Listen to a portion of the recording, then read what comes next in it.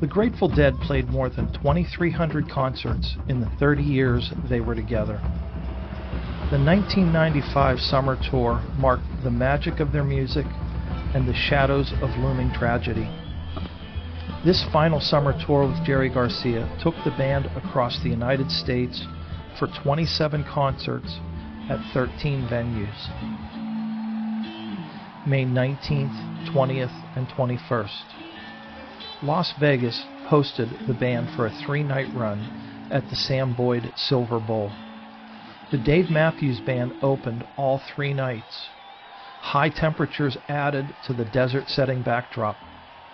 Hearing Unbroken Chain on the 21st made it a memorable occasion for many. May 24th, 25th, and 26th. In Seattle, the Dead played 3 nights at the Seattle Center.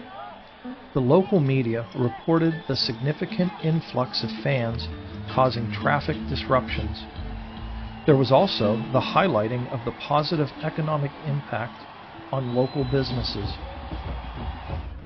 May 28th and 29th. Moving down the coast to Oregon, there was a 2-night run at the Portland Meadows. Chuck Berry opened for both shows. The weather was dry and hot, unusual for the Northwest.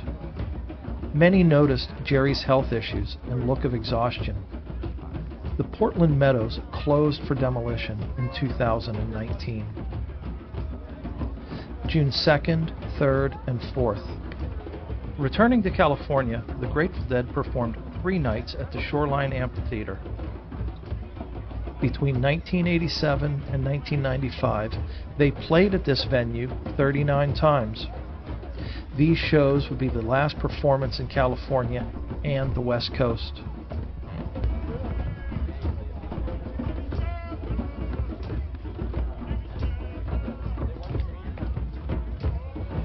June 15th, one of the most talked about stops was at the Franklin County Airport in Highgate, Vermont.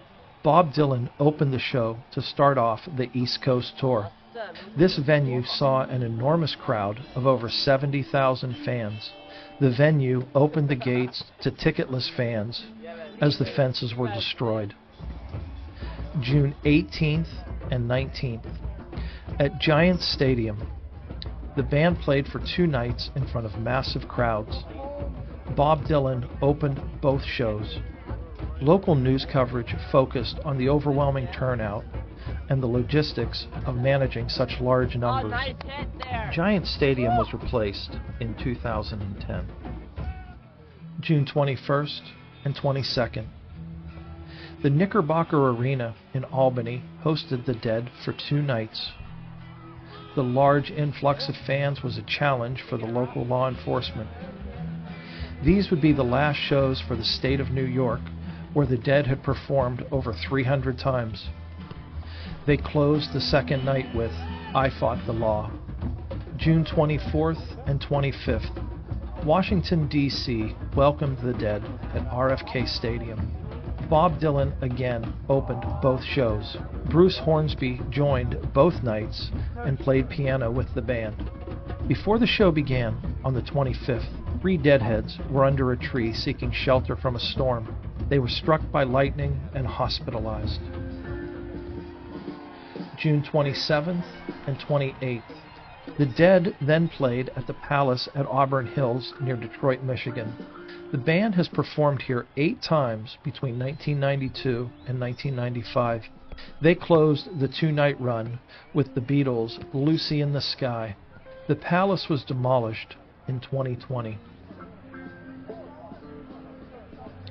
June 30th. At Three Rivers Stadium in Pittsburgh, the band played for a single night. Opening the show was the sensational local favorite Rusted Root. Heavy rain began to fall between sets. The band responded with 4 songs about rain to start the second set. Three Rivers Stadium was replaced in 2001. July 2nd and 3rd. Deer Creek Music Center in Noblesville was the site of one of the tour's most infamous events. On July 2nd, in addition to death threats made to Jerry Garcia, thousands of fans without tickets stormed and destroyed the back fences. As a result of the damages and security concerns, the July 3rd show was canceled. July 5th and 6th. In St. Louis, the Grateful Dead played at the Riverport Amphitheatre. The run of bad luck continued when over 100 people were injured trying to seek shelter from a thunderstorm. As people crammed onto a porch and balcony at a campground pavilion, it collapsed and crashed down on top of them.